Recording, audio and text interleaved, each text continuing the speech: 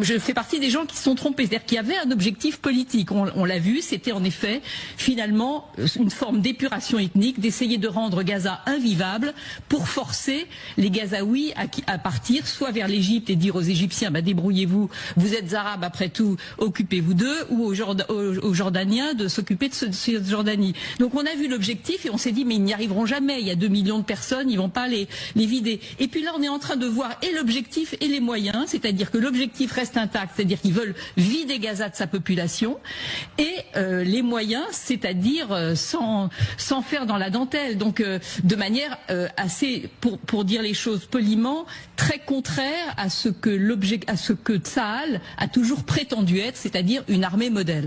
Je fais partie des gens qui se sont trompés. Alors petite correction. Vous êtes des propagandistes qui mentaient à la population toute l'année. De toute façon, tous les journalistes aujourd'hui, toutes les chaînes de télé en France aujourd'hui mentent à la population H24. C'est justement pour ça qu'ils veulent faire un maximum de lavage sur les réseaux sociaux, parce que le narratif des réseaux n'est pas le narratif de manipulation, de propagande que fait LCI, que fait CNews, que fait BFM TV. Et maintenant, elle vient nous présenter des excuses. Non, vous avez menti de A à Z. On est des centaines sur les réseaux sociaux à être venus expliquer depuis le départ que le seul objectif d'Israël, c'était de prendre possession de l'intégralité de la bande de Gaza. On le dit depuis le 7 octobre. Et cette bande de clowns journalistiques sont venus nous expliquer qu'on disait n'importe quoi, qu'on était des propagandistes, qu'on était des antisémites pro-Hamas, etc., etc., des anti-juifs. Et maintenant, elle vient nous expliquer qu'elle s'est trompée. C'est trop facile en fait, parce que le travail de lavage de cerveau sur la population, il a été effectué. Et LCI, ça me fait rigoler parce que pendant le conflit Russie-Ukraine, ils sont venus nous faire exactement la même chose en venant s'excuser d'avoir dit des conneries. Mais en fait, c'est trop facile de faire ça. C'est-à-dire qu'il y a un vrai travail journalistique à faire à la base. Et si aujourd'hui des gens sur les réseaux sont capables d'avoir des meilleures analyses que vous à la télévision, changez de métier, allez faire du golf, j'en sais rien, mais arrêtez de nous casser les couilles toute la journée à mentir à tout le monde. On le sait très bien depuis le départ que Benjamin Netanyahou est là pour assouvir ses délires de religion. On n'est pas con. Le peuple des Lumières, comme il l'appelle.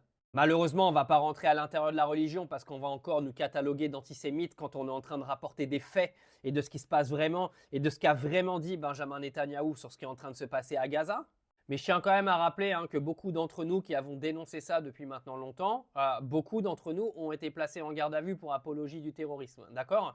Et maintenant, sur les chaînes d'information françaises, on vient nous dire qu'on avait raison et qu'eux, en fait, avaient tort et qu'ils ont raconté de la merde à tout le monde. Non, c'est toujours important de le rappeler, en fait, parce que prendre les gens pour des débiles à ce point, faut quand même avoir un sacré niveau de conneries dans la tête, quoi.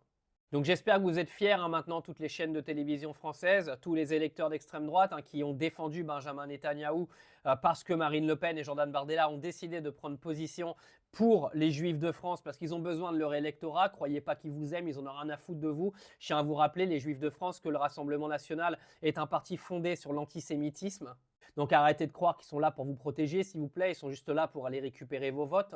Mais en tout cas, bravo à cette petite dame d'LCI qui vient nous raconter qu'elle vous a monté le cerveau depuis maintenant quelques années en vous racontant de la merde toute la journée. Bravo à eux.